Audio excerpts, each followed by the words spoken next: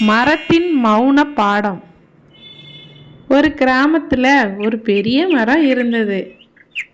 அது குழந்தைகள் விளையாட நிழல் கொடுத்தது. பறவைகள் வர அது வீடாக மாறியது. ஒரு நாள் ஒரு மனிதன் கேட்டான், இந்த மரத்தால் என்ன பயன் என்று. மரம் பதில் சொல்லல.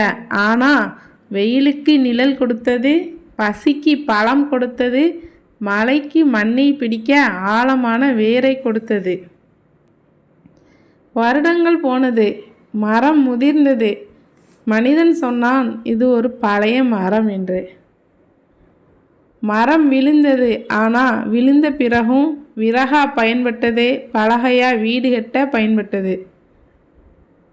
வாழ்க்கையில் சிலர் இப்படித்தான் தாங்கி நின்று எல்லாருக்காகவே வாழ்கிறாங்க.